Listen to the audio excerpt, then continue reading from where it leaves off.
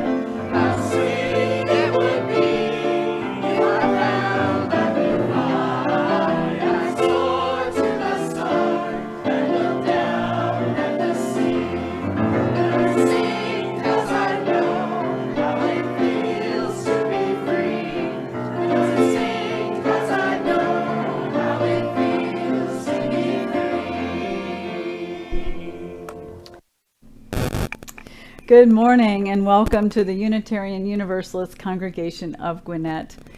My name is Jan Taddeo. My pronouns are she, her, and hers, and it is my great joy and a tremendous privilege to serve our faith as the minister of this congregation. I am so glad you all are here and that we can be together this morning. If you have a chalice at home to light in a few minutes, please go get it, and I'll offer my words of welcome.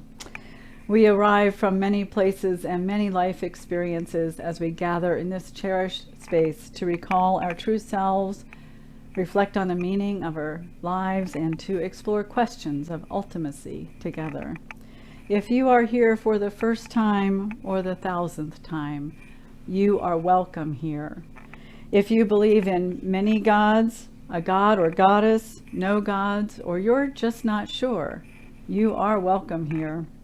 If you are gay, straight, bisexual, asexual, pansexual, transgender, cisgender, don't know what all those words mean, or you're still trying to figure it out, you are welcome here.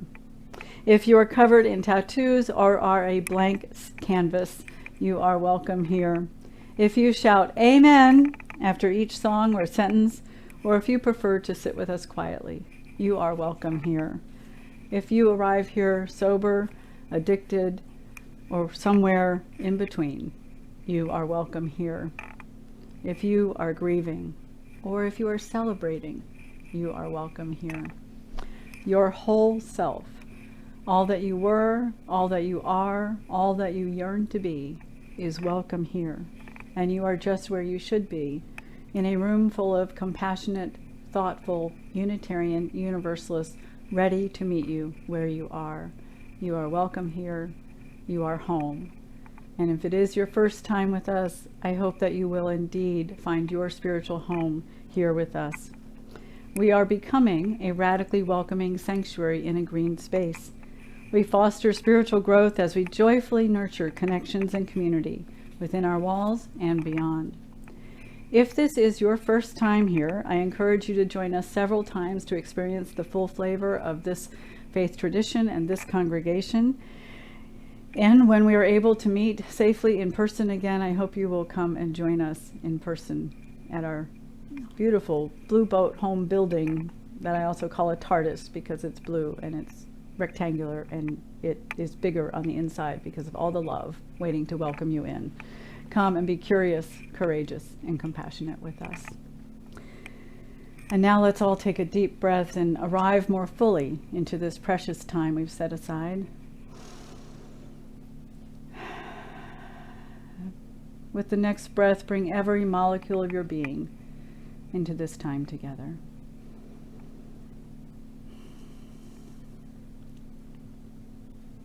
And as sound moves through us and around us, let us be reminded how deeply, profoundly, inextricably, beautifully, wonderfully, marvelously, miraculously, we are interconnected with one another, with all beings on this planet, with all life, with all the stars in the cosmos.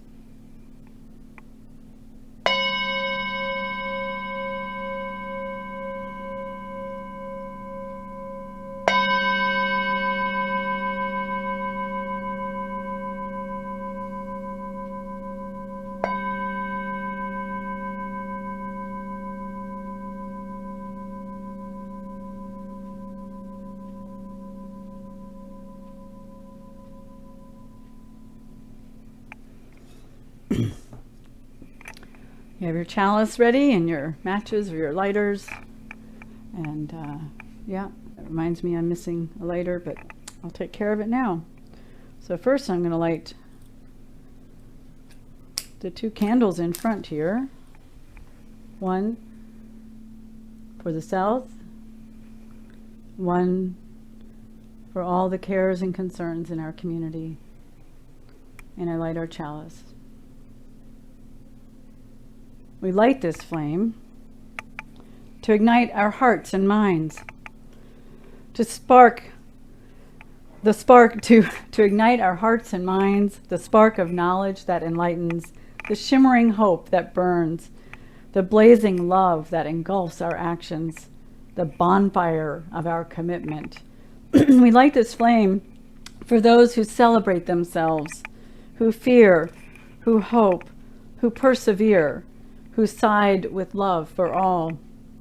We light this flame for those who have been ridiculed, that they may find peace, for those who have fought to marry, that they may celebrate, for those who live in uncertainty in the world, that they may have hope.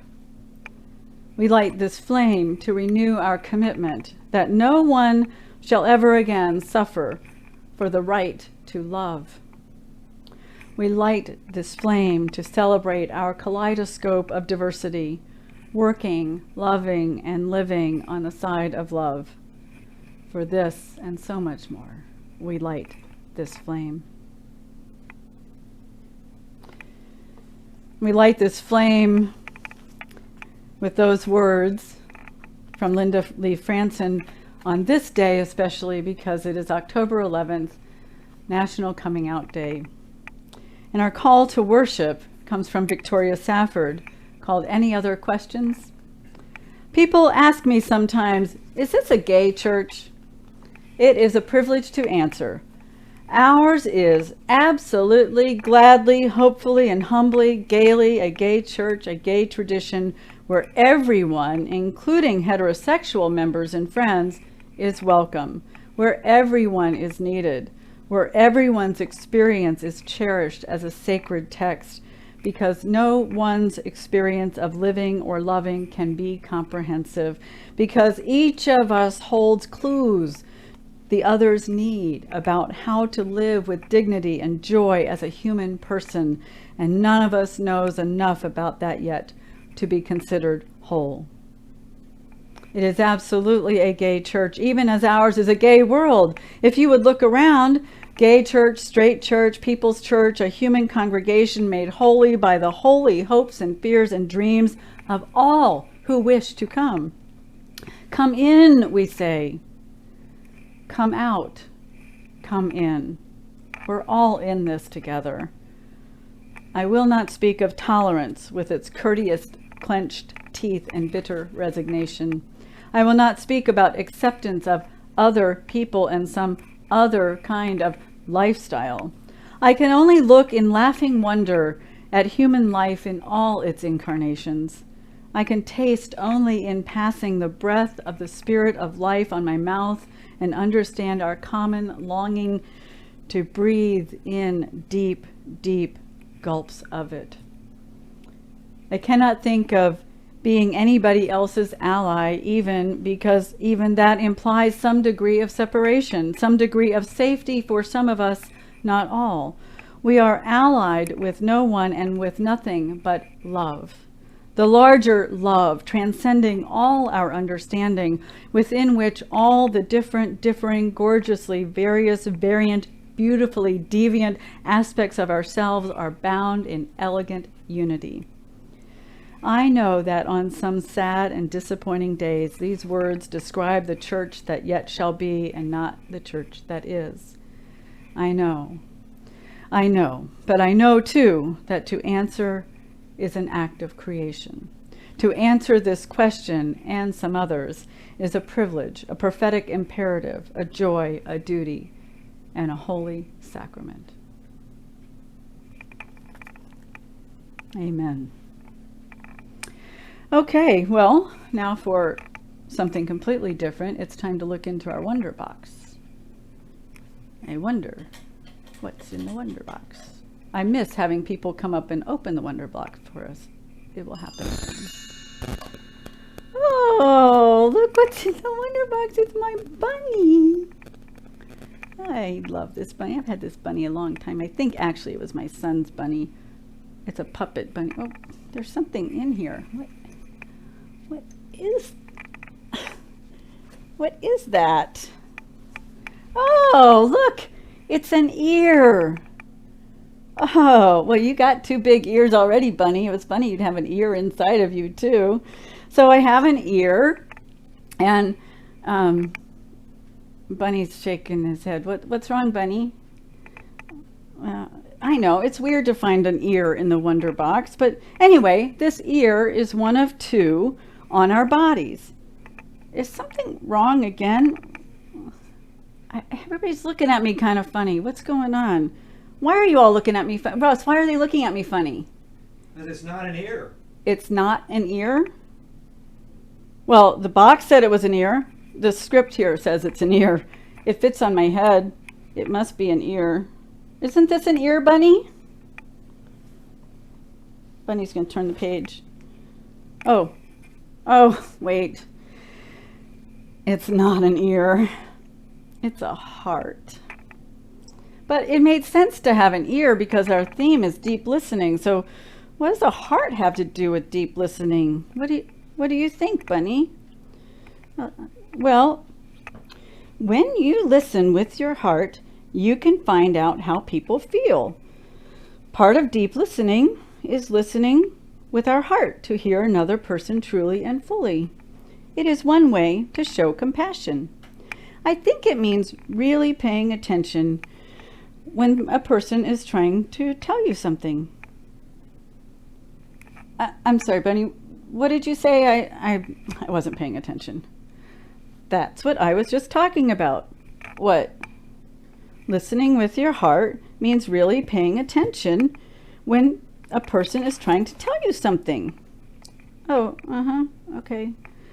Listening with your heart means really paying attention when someone is trying to tell you something. Okay, yeah, I hear you.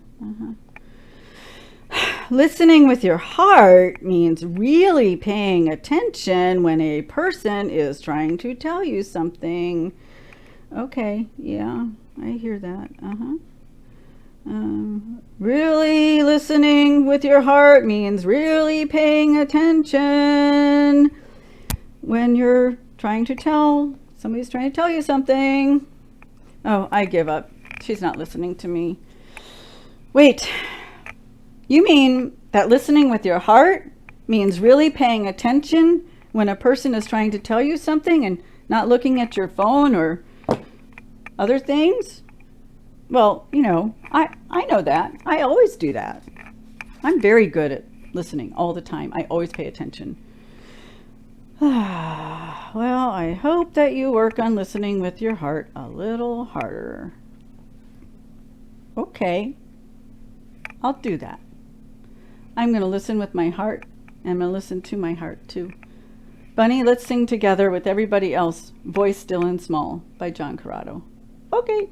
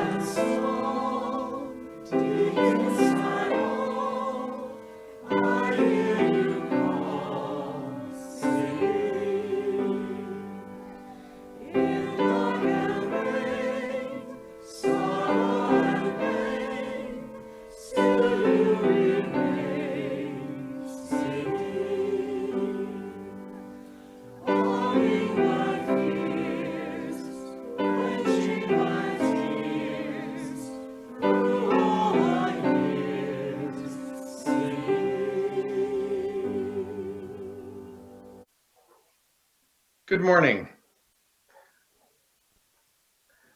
I am Joe Bentley, and I'm serving as UUCG's lay minister for Connections Within. This is an excerpt from the book Widening the Circle of Concern, a report of the Unitarian Universalist Association Commission on Institutional Change. The following invitation was released in September 2019 to encourage Unitarian Universalists to engage in conversations for liberation. It was endorsed by the governing board or leadership team of the following organizations: the Unitarian Universalist Association, Allies for Racial Equity, the Association of Unitarian Universalist Administrators, the Association for Unitarian Universalist Music Ministries, Diverse and Revolutionary Unitarian Universalist Multicultural Ministries, the Liberal Religious Educators Association, Transgender Religious Professional Unitarian Universalists Together, and the Unitarian Universalist Ministers Association. We are at a moment of great power and potential in Unitarian Universalism.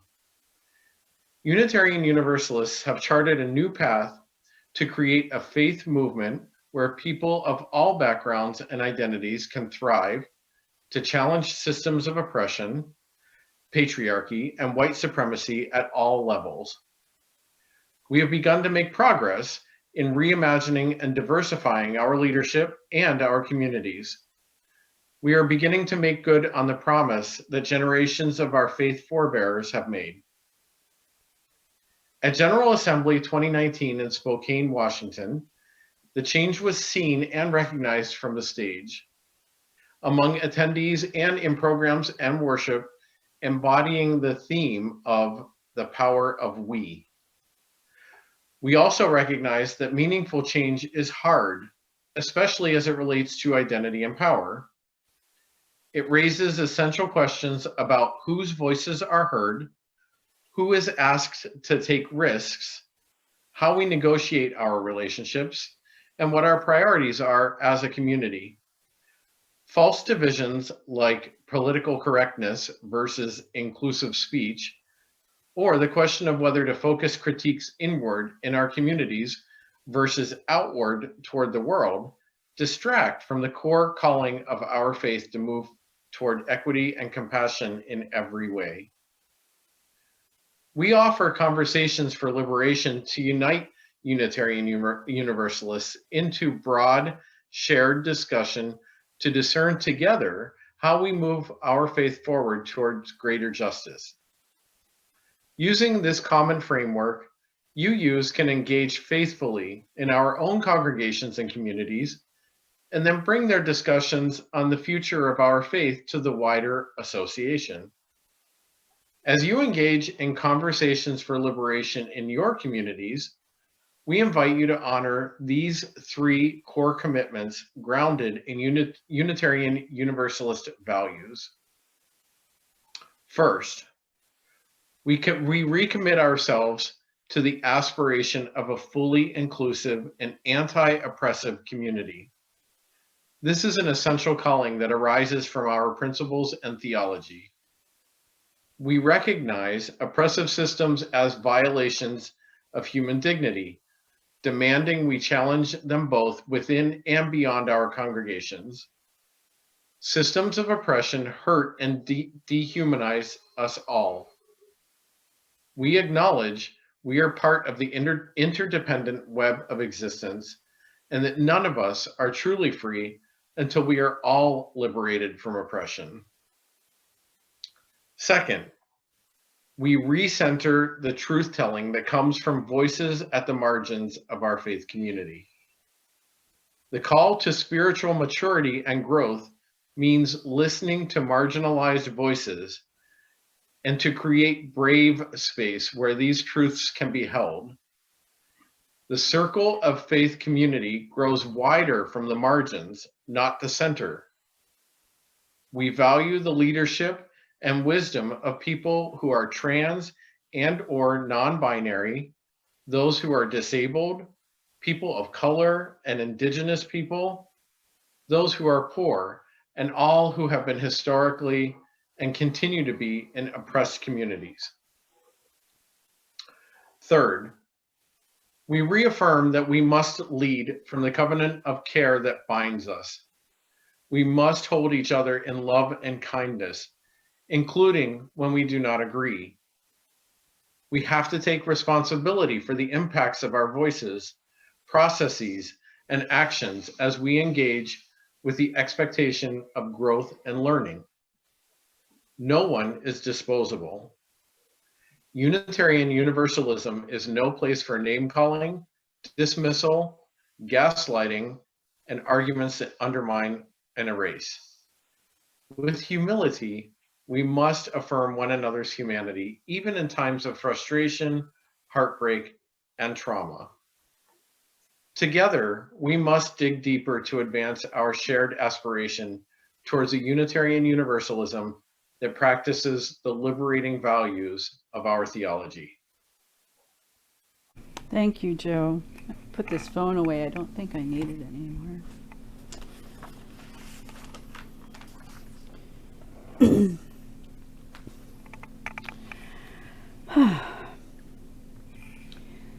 It was 2005 when I was serving in two part-time jobs, one as the youth minister for the River Road Unitarian Universalist congregation in Bethesda, Maryland, and the other for what was then the Joseph Priestley District, a district of the Unitarian Universalist Association, as the youth activities coordinator for about a 4-state and DC region of congregations.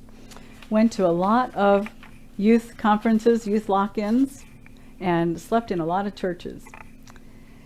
It was in 2005, in the fall of 2005, that I went to my first Continental Social Justice Conference as an adult advisor accompanying some of the youth from our district youth steering committee.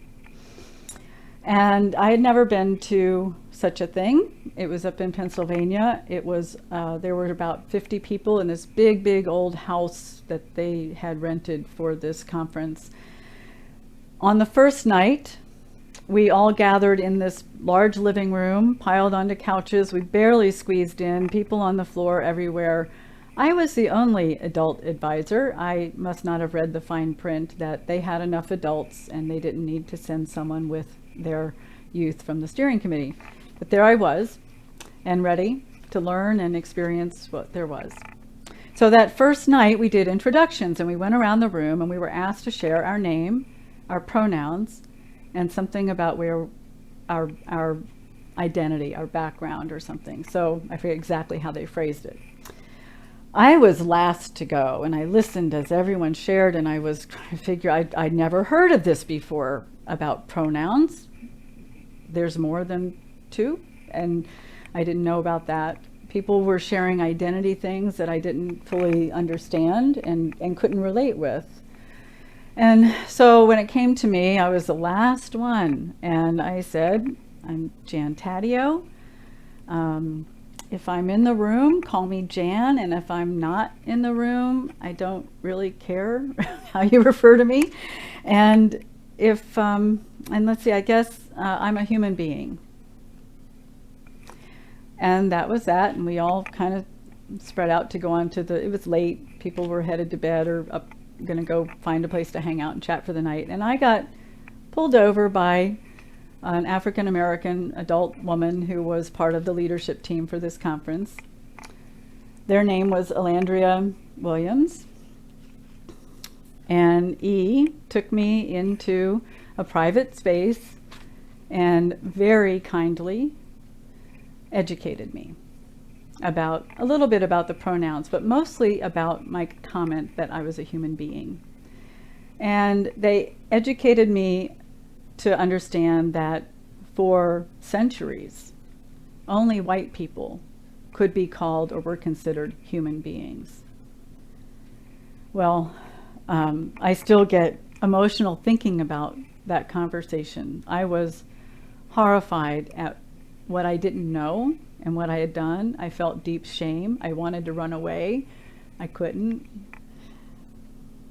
And then I became grateful that this person, much younger than me, took me aside and bothered to educate me.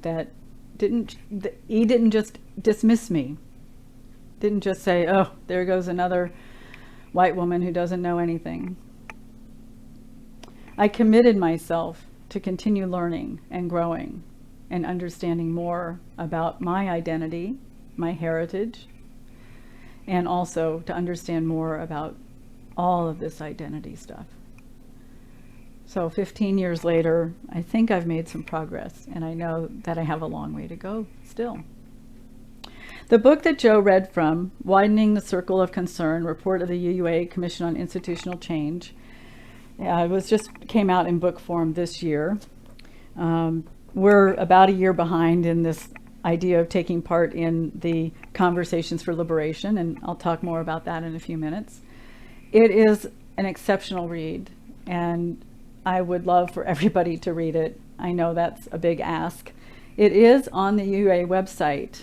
There is a PDF that has, I think, all the sections, if not just most of them. The Unitarian Universalist Association is so committed to congregations having this and reading this and using this that they sent a free copy to every congregation.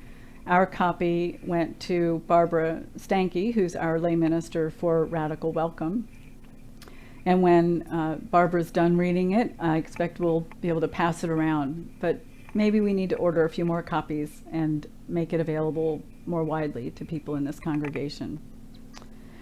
I want to just lift up a couple of, one passage here, the very beginning of this. We are at a moment of great power and potential in Unitarian Universalism.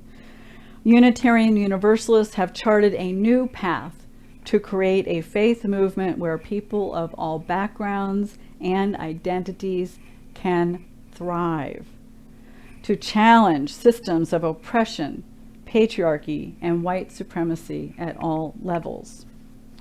So this should be good to know that we are not alone in our vision to be a radically welcoming sanctuary. This is what all or most, all should, if I dare use the should word, all our congregations ought be engaged in learning to be radically welcoming, to really build a culture of inclusion, to not assume that our congregations are heterosexual, white, straight, that's the same thing, whatever, that cisgender, that you know, this whole labeling of gay church and black church, white church, whatever, that to get out of that and be a congregation committed to dismantling systems of white supremacy, oppression, and being a liberating faith that saves lives. in our opening song, I wish I knew what it felt to be free. I understand as a white, cisgender, heterosexual woman that I am under an illusion of freedom. It has taken doing this work deeply to understand that my freedom, my liberation is deeply and inextricably intertwined with every human being's liberation and freedom. That's a tall order. The core calling of our faith is to move toward equity and compassion in every way. And our congregations and our larger movement can get caught up in fake fights and debates over political correctness or inclusive speech or respectful language, that we tend to either focus inward or outward, and we need to do both and. We need to return again and again and again to this work, even when we cause harm, even when someone pulls you aside and says, hey, what you just said was not really helpful, and here's why, and you might want to just do a little more learning about that. It's hard to hear that. But that's what listening from the heart is about too. About really hearing the impact of our actions and our words. To really hearing someone into being all who they are. In listening from the heart, we expand our connections of care and concern. And as we're listening from the heart, we need to also be mindful of the chatter in our minds. Are we listening with an eagerness to share our own story? Are we listening with biases, judgments? Are we listening thinking, how can I fix this? Or are we listening to, how can I avoid this? Are we just listening with openness, listening deeply, listening for who the person I'm talking with truly is, listening so that people can come out as their true selves? So I think subconsciously I've been under this sort of idea that this pandemic would be over, we'd all be back together again, and we could dig deep into this work. And maybe, and also time is going really fast, don't you think? So maybe that's just me, but others I've talked to have said, yeah, can't believe it's Sunday again. We can't wait for the pandemic to be over to do this work, my beloveds. We need to dive in deep. We need to be doing it. We need to be motivated and committed to really living into being the radically welcoming congregation we envision. There are some things we're going to do and offer and invite you into and ask you to do over the next year, and probably longer, but this is what we have in mind for this program year. Beginning in November, we will be offering a program called Trans Inclusion in Congregations. It's offered by the Transforming Hearts Collective. It's a UU organization. It is a brilliant curriculum. Christiana McQuain, our coordinator of family ministries, and I went through this at the beginning of this calendar year, January through April, with our professional organizations. It was fabulous. I learned so much more about a lot of things. I learned a lot more about gender. When I already thought I'd read a lot and knew a lot, I learned even more about gender, that it is as much a construct actually as race is a construct in a lot of ways. So that was news to me, and learning more about why that is and the biology of it and all of that. So it's just been a convenient way to sort people. So trans inclusion in congregations also has the feature of being very intersectional. It looks at all of our identities, our race, our sexuality, our ethnicity. All of these things are part of it, and the whole person is looked at in this program. And also it features a lot of material on how to create cultural change in a congregation around inclusion and welcome. So that is good also. And we're on the right track. We are doing a lot of things well right now, though we've made mistakes in the past, and we will make mistakes in the future. The Conversations for Liberation is the other thing I hope to introduce. These, as I understand it, are one-time small group conversations. So we may just set up 10 dates for conversations and invite people to come in for those conversations. They would like feedback from us before February of 2021. So we want to see about diving into that, and hopefully that will help to move us forward as well. And then starting in 2021 in the winter and spring, we hope to introduce a program offered by the Meadville Lombard Theological School, developed by them, called Beloved Conversations, that is primarily focused on race and identity in small group ministry style. It is a deep and powerful program that lasts for a few months, and every congregation I've heard of that has done it has really, really found it to be quite worth the investment of time, energy, and money. So I hope that we can offer that early next year. So I mentioned that this is National Coming Out Day. It's also our 34th wedding anniversary, so yay for us. And it's also Thich Nhat Hanh's 94th birthday today. Thich Nhat Hanh is a Buddhist teacher who was part of setting up Plum Village, which is a large community in France, Buddhist community. And they offer various Dharma talks and materials from the village. And the one last Sunday by Brother, I'm not going to say this correctly, and I should learn how to pronounce this, Brother Phap Lai, probably Vietnamese language, I expect. And the name of the Dharma talk was Awakening Seeds of Inclusion. It was about an hour-and-a-half Dharma talk, not going to do that, just a couple of threads that were really struck me. One was that he talked about we are more, and I think this was him quoting Thich Nhat Hanh, we are more than any story about us. So people have stories about us. We have stories about other people. As soon as we come across a new person, we have a story about them, right? We look them over. We've got ideas, biases, judgments. We've got to sow seeds of non-discrimination. We need to recognize our biases and our judgments and sow seeds of non-discrimination. We need to practice inclusiveness in our relationships. In a close community, we can't run away.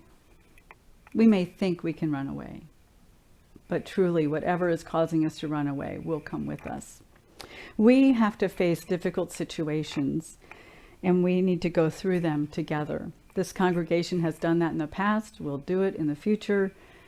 We need to grow. We need challenges to help us grow and learn. I could have run away from that Philadelphia training program. I am so glad I didn't. I probably wouldn't be here right now if I'd done that. When we go through tough things together, when we grow together and learn together, it makes us stronger. It stretches us. Our learning zone is where we get uncomfortable. We need to be uncomfortable. We, in this case, I realize my we-ness is focused primarily on we here who are white, cisgender, heterosexual, middle class, upper class, the normal in this country, which is so wrong. And we have so much work to do. So I hope that you will take part in one or more or all three of these programs that we're planning to offer this year to expand our radical welcome. We light this flame to renew our commitment that no one shall ever again suffer for the right to love. Suffering for the right to love. What a concept. And there are people suffering for the right to be. Just to be a person in this country. No matter who they are. Gay, straight, trans, queer, gender fluid, Black, Asian, Latinx, Caribbean. No matter what deep sources of truth speak to you, Jewish, Muslim, Christian, Buddhist, Hindu, Unitarian, Universalist. all should have a right to be. And our congregations need to be places where all can come and be with us. This is a life-saving faith, and we need to be out in the world, making sure people know we're here, doing the work in the streets, in the justice centers, in the courts, doing what we can to make our world more radically welcoming. Victoria Safford. Come in, we say. Come out, come in. You are welcome here.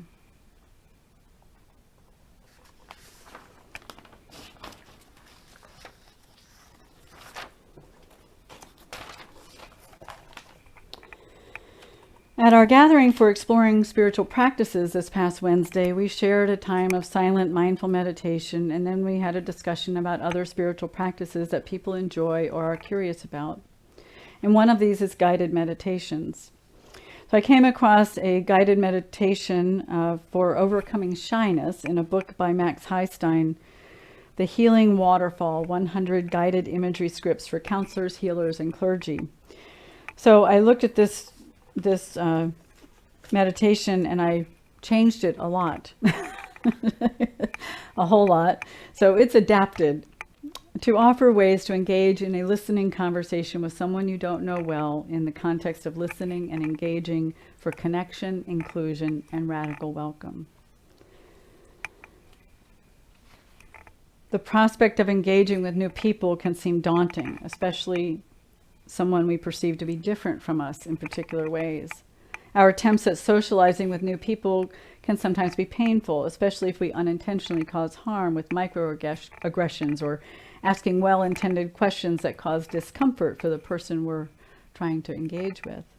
So we may decide sometimes it's better not to try and stay with just the few people we are comfortable with, or with our dog or our cat. When we lose the ability to connect with others, our world becomes smaller and smaller. There was a study that was published in the paper this week about white people realizing they live in very segregated communities, and that there's a lot of pain in that it wasn't just that they are in segregated communities, but also this fact that they feel the pain of that. Over 80% said they don't like that they live in a white community. Feelings of hesitancy to reach out to new people are based upon deeply held beliefs that others won't like us, won't understand us, that we have little in common, and if we reach out, we'll ultimately be rejected and hurt. Fear of humiliation and shame is often involved. The cure for this begins with knowing that all of us want human contact because we're innately human beings. We all have something to offer each other, beginning with the simple ability to listen to another person and hear what they have to say. Through sharing our stories, we discover our commonalities. It takes some willingness to bypass our fear and step out, but everyone can learn the simple skills of listening and talking with new people, and with a little practice, people can learn to reach out and make new friends. This guided meditation offers practices to overcome the initial fear of connecting to others by visualizing yourself in a social situation, easily meeting people, and enjoying the results. May this offer a path for expanding your world. Make yourself comfortable and close your eyes. Take a slow, deep breath and let go of any tension as you feel yourself sinking into the surface you're resting on. Take another breath and become more comfortable and relaxed. And on the third breath, release your thoughts, letting them drift away. And with another breath, know that in this moment, all is well. Now imagine you've just arrived at our building on a Sunday morning. As you walk through the door, you see a familiar face. Maybe you've only just started coming to Sunday services and you see the person who invited you here, or someone with whom you feel a sense of welcome. Maybe you've been coming for a while and you see someone you know really well. In either case, you pause to engage with one another. You are very comfortable here. Your breathing is calm and you feel your feet on the ground and you have a sense of being in a welcoming space. The sights and sounds of others entering in and engaging with people fade into the background as you focus upon the face of the person you have greeted. And what you notice most is that you're interested and engaged in what they are saying. You're listening, hearing the sound of their voice, and the meaning of their words registers in your heart. You can feel something as they speak. It's a feeling of connection, a sense that you've had similar experiences. And even if you come from different backgrounds, the two of you are joining together here in a very natural way as you make your way together to sit in the sanctuary. Your companion has asked you something about yourself and you feel their interest. It feels easy and natural to answer and talk about yourself, the things you care about, what you do in life, what has meaning for you. And it feels good to have someone interested in you. After you've answered their question and talked a little about yourself, you think of something to ask them and again find yourself interested in what they have to say. Take a moment to just imagine this interaction. Listen, watch, and feel it unfold.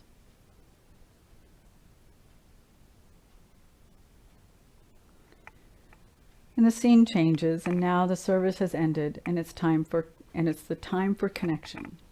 People are rising from their seats, moving towards others they know, or getting in line for beverages and snacks. You see 3 people nearby, at least one you know, engaged in conversation, and you move towards them to join their conversation. They acknowledge you and make space for you in the circle. You find it easy to join in on their conversation, and you feel welcome. Again, notice that you're very comfortable here. Your breathing is calm. You feel your feet on the ground. The conversation is easy and relaxed. It's okay that there are many conversations going on in this space, and it's okay if the sounds ebb and flow and the room is quiet for a bit. Someone asks what you are looking forward to in the coming week and what kinds of activities you've been engaged in over the last week, and you find it easy to share about how you spend your time. You ask about them in return. Imagine this interaction, listen, and watch it unfold. As you chat comfortably with one person and then another, curious to know about them and happy to talk about yourself. Soon this small circle of people drift away to get refreshments or check in with other people. You see someone near you whom you've never met, standing by themselves. And without hesitation, you immediately go up to them and introduce yourself. It's easy to look at them, extend your hand, tell them your name, and they in turn tell you theirs. You notice something about this person that is intriguing. Perhaps they appear much younger or much older than you. Maybe you detect an accent, or they have a name that is unfamiliar or difficult to pronounce. Perhaps they are dressed in a way that is unique or makes you wonder something about their identities. But you remember that you want to discover what you have in common, not what makes you different. You begin by asking this person you don't know about something they are looking forward to in the coming week. And they ask you as well. This kind of small talk is our natural way of getting comfortable with each other. Then you go a little deeper and ask this person about something from the worship service, the music, the message, a reading, a ritual, what spoke to them. And they share something of their experience. You share something of yours. This moves you into deeper conversation. And soon they realize the time and they need to leave for another commitment. And you know this is true. You've developed a sense of connection, and you look forward to seeing one another the next Sunday. Now imagine yourself doing something similar with 2 or 3 other people during this time of connection, getting to know a little about each one, asking easy questions about someone's activities, and moving into deeper conversation when you feel that sense of connection drawing you into one another's stories. Listen now to the following affirmations and allow each one to resonate within you. Everyone desires connection, and all people have needs similar to mine. I have much in common with other people. In social situations, as I begin listening and talking, I relax and enjoy myself. I'm a good listener and find myself interested in other people and what they have to say. I'm curious about others and want to hear their stories, being careful not to make assumptions about their lives. I'm willing to reach out to others and break the ice to form new connections. I don't mind making small talk about simple things we might have in common. I can talk easily about myself and the things I know and care about. I naturally gravitate to those whose company I enjoy, and they to me. I challenge myself to expand my circle of friends and meet new people. I take small steps to go beyond my comfort zone because it makes me feel fully alive and free. I'm willing to experiment with new ways of being in the world to find what suits me best. I'm at my best when I'm being myself and expressing myself in a positive way. People like me because I'm genuine, honest, and care about them. And now, as we begin to bring this meditation to a close, consider one thing you can do as a next step towards reaching out to others. It might be calling someone you'd like to know better and asking them to get together for a walk in the park, or maybe to set up a time to talk over the phone or in a video call. Thank yourself for giving yourself the gift of new beginnings, and bring your awareness gently back to your physical surroundings. And when you're ready, open your eyes and feel awake, alert, and refreshed.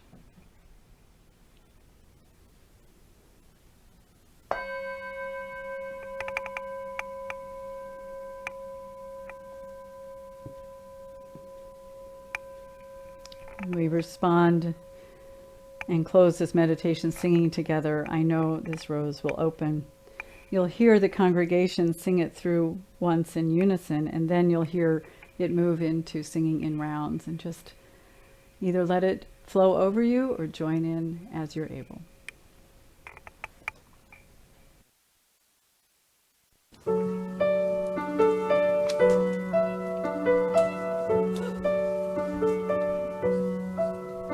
I know this rose will open. I know my fear will turn away. I know my soul will unfurl its wings. I know this rose will open. I know this rose will open. I know this rose will open. I know my soul will unfurl its wings. I know this rose will open. I know this rose will open. I know this rose will open. I know my soul. I know my fear. I know my soul. I know my soul. I know this rose. I know this rose will open.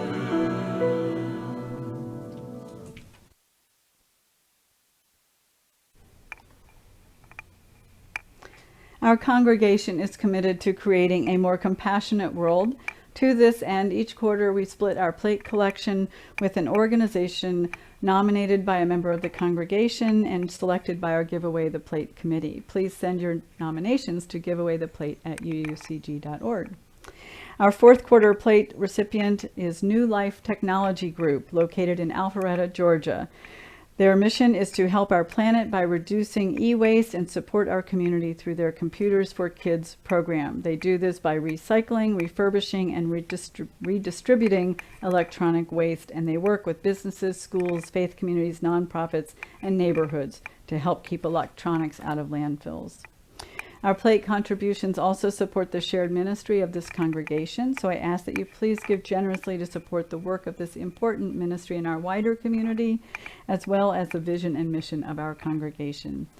As we listen to a recording of our pianist Brian Bishop playing Bear by William Grant Steele, you will see on the screen ways to contribute to our offering via PayPal, Venmo, or by mailing a check payable to the UUCG address shown. If you are worshiping with us for the first time, your presence here today is a generous gift to this community. You may choose to let the plate pass. The offering will now be most gratefully received.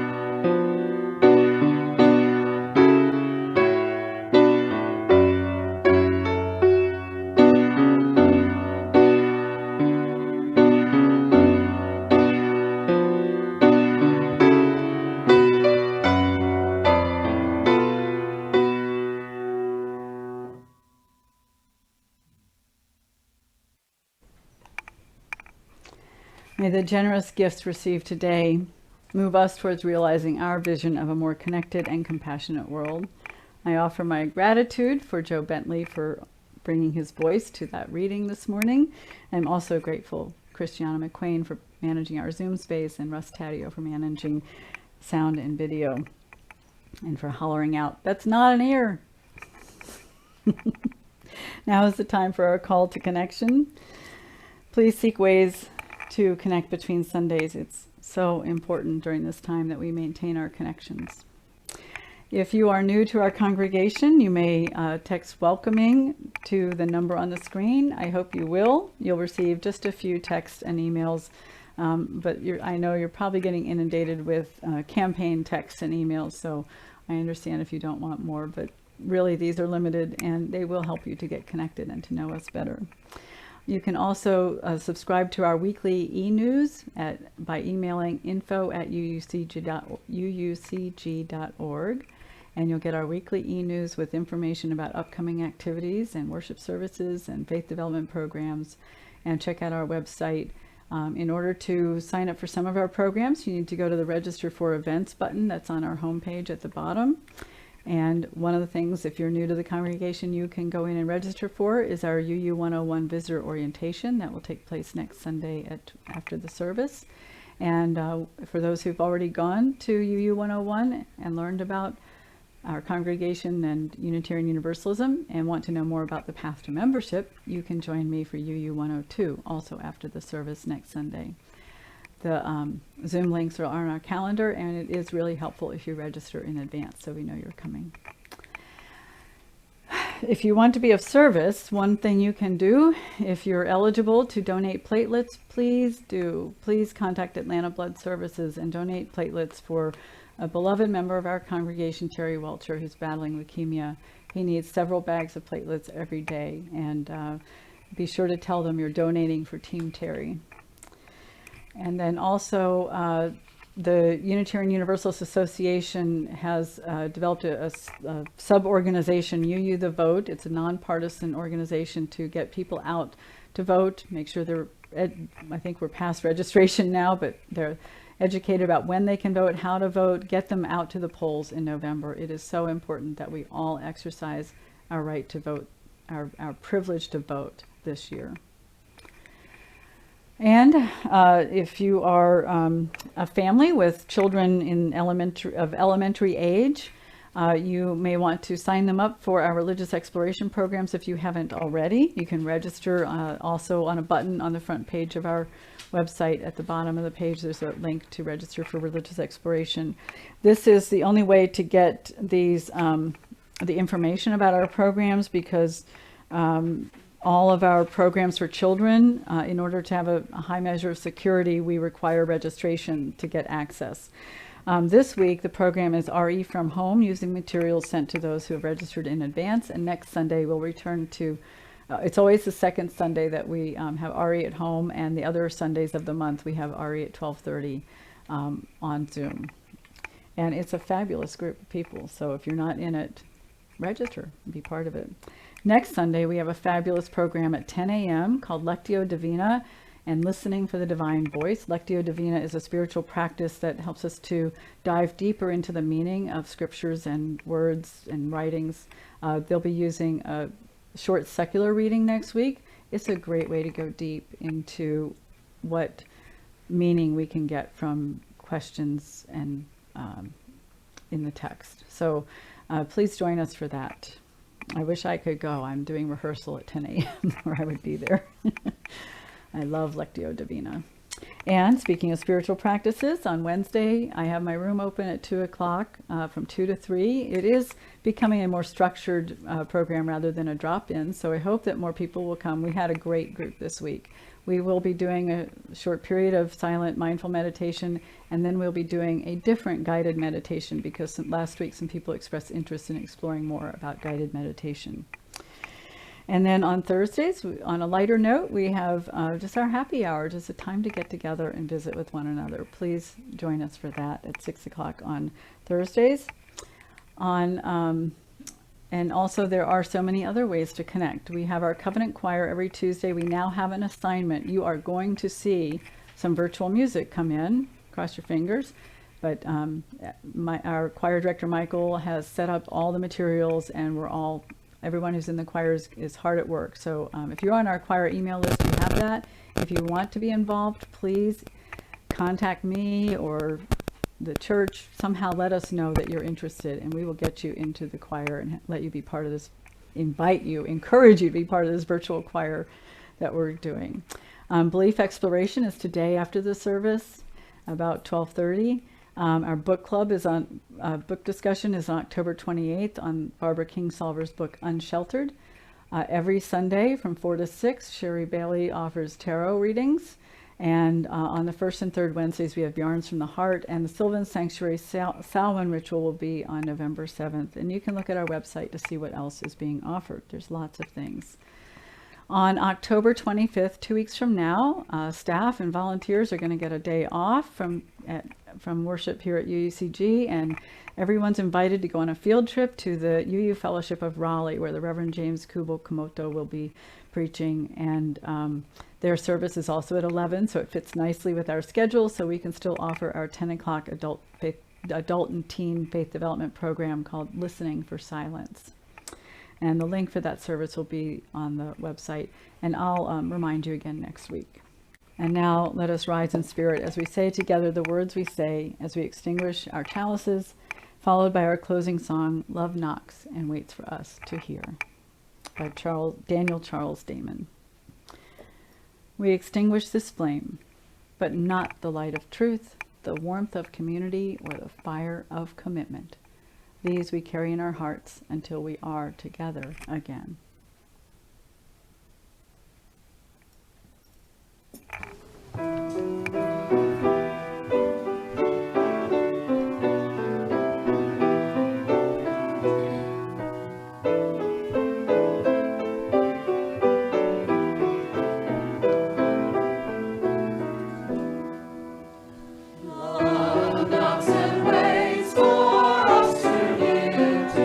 Open hand in